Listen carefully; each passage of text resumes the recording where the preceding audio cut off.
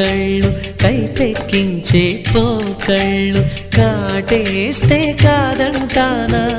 ఇప్పుడైనా వయసేమైనా